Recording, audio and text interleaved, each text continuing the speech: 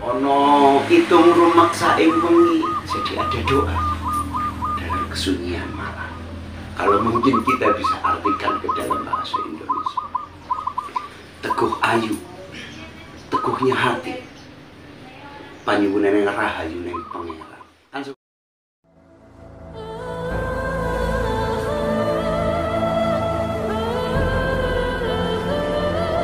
Assalamualaikum warahmatullahi wabarakatuh.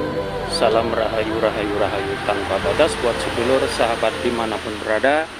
Kali ini saya berada di lokasi di wilayah Kabupaten Purbalingga, tepatnya di Kecamatan Mrebet, di dusun di tempat beliau, pimpinan dari Padepokan Somaringgit. Ingin bertemu Somaringgit, ingin menanyakan tentang bab kidung. Mari ikuti kami terus ya. Untuk sementara kami break dulu, mau menuju ke tempat beliau. Assalamualaikum warahmatullahi wabarakatuh. Salam maning kayak kanggo sedulur kabeh dimanapun berada ya pokoknya. Alhamdulillah dina kiye nek ora salah kayaknya ki dina Sabtu apa dina Minggu lah. Alhamdulillah dina kiye bisa ketemu sowan nggone salah satu pemilik Padepokan Somaringgit. Saya dari Gubuk, dari rumah Banyuwangi Gunanan Misalkana. Tujuannya mau mempertanyakan kepada beliau salah satu kasepuhan di wilayah Pengalusan ya Pak. Ini dusun Pengalusan ya Pak. Leres Pengalusan. Ini kan anaknya manggilnya Mbah atau Pak atau Mas ini ya. Yang pasti sak kersone jenengan. Mbah mawon lagi. Mbah Mas Nom ngaten mawon.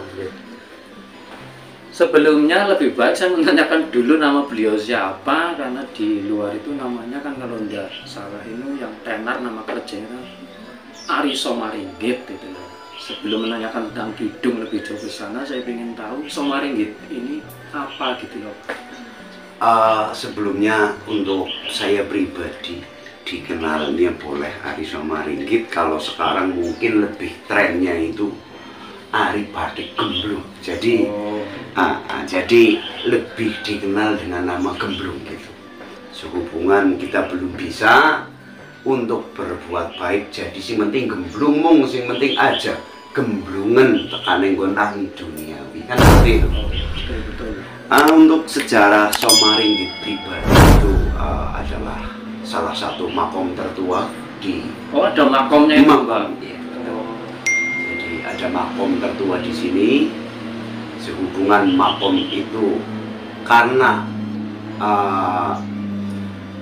beranjaknya usia yang semakin kesini dan untuk dunia yang milenial, akhirnya kaum penerus-penerus kami kurang memahami. Makanya akhirnya saya itu pribadi ingin memberikan pengertian bahwa di sini ada makom tertua. Makanya dengan cara seperti ini saya akhirnya mengenalkan untuk para generasi bahwasanya di sini ada tempat yang tertua.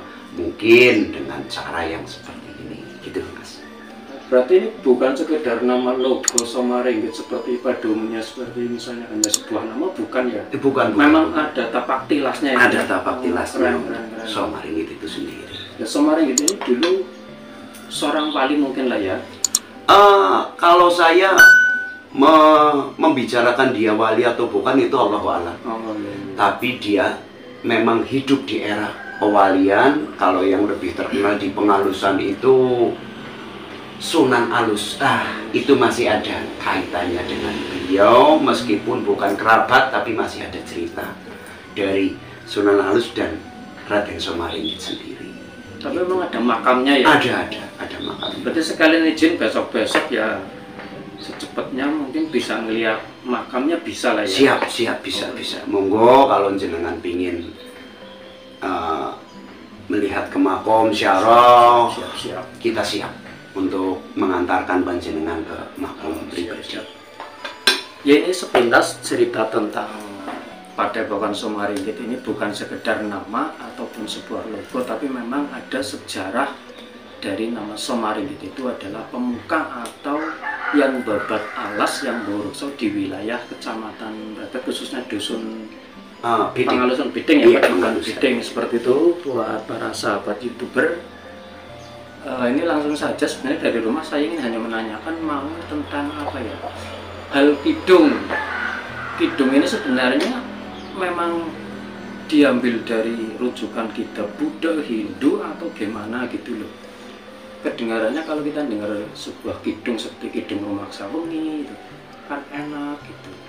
Nah, ini mitos ataupun fakta saya tidak mau ke arah situ, tapi kalau saya lihat dari susunan dari mantra-mantra tersebut kok indah gitu, yang katanya bisa mengusir jin, dedemit gitu.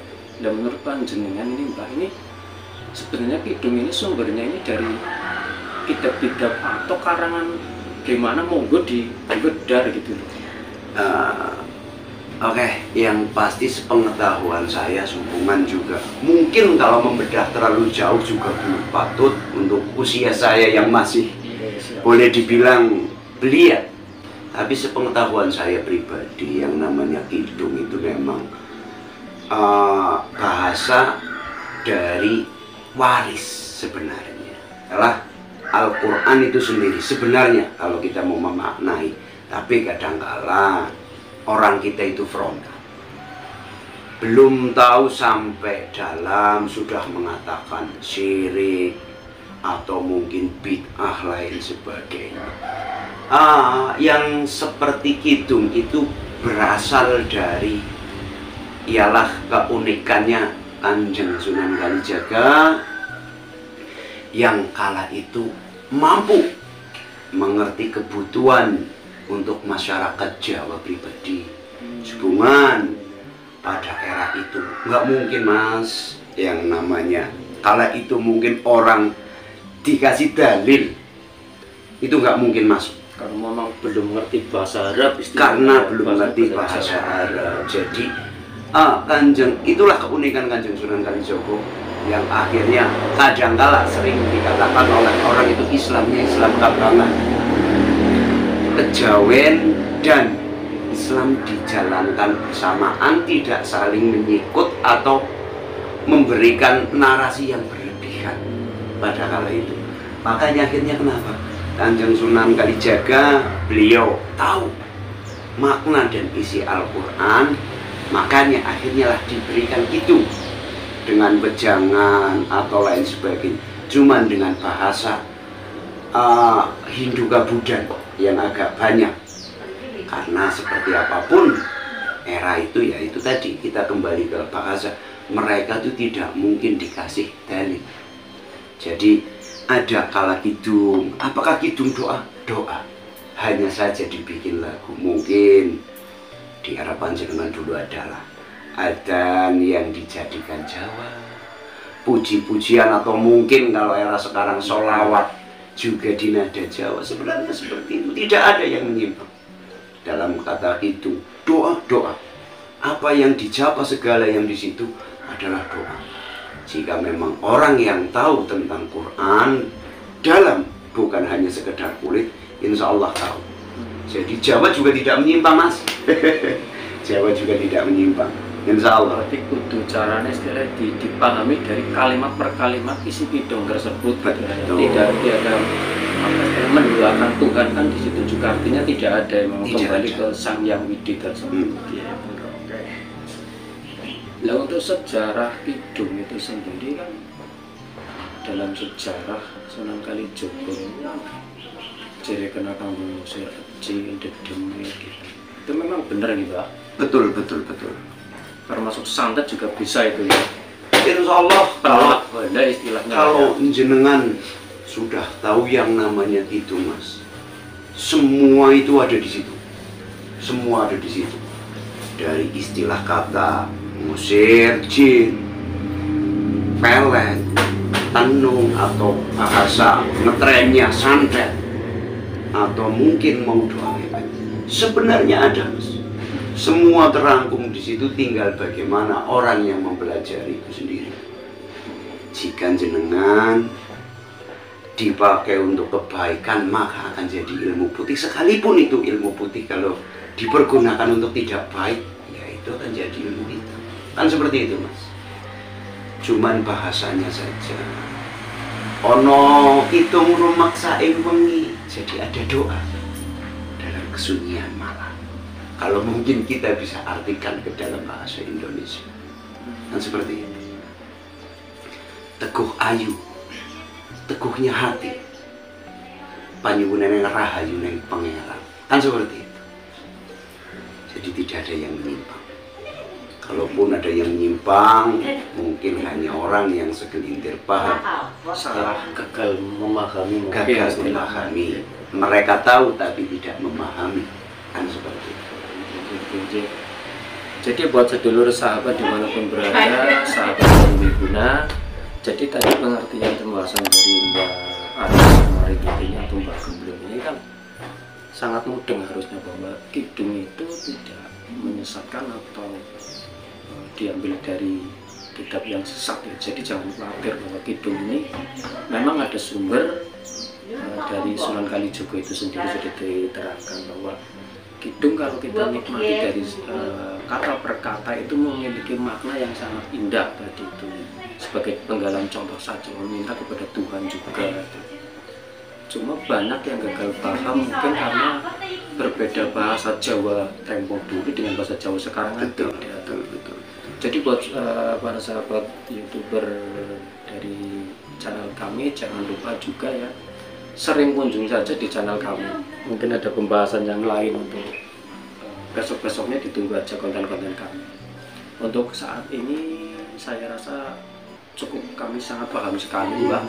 Terima kasih sekali sudah diwedar tentang pembahasan kidung tersebut. Saya mohon maaf meminta waktu panjenengan ini Mbak. Sami-sami. Dan saya minta juga untuk besok mau kunjung ke makam Somaringgit untuk pembuktian apa ini makam bohongan atau tidak ya, apa hanya sekedar nama. Nanti juga nanti saya cari di lokasi sini sama Pak Kades, Pak Sabar, bohongan atau bukan. Monggo. Jadi saya ucapkan terima kasih Mbak. Saya mau langsung saja. Mohon doa restunya Mbak.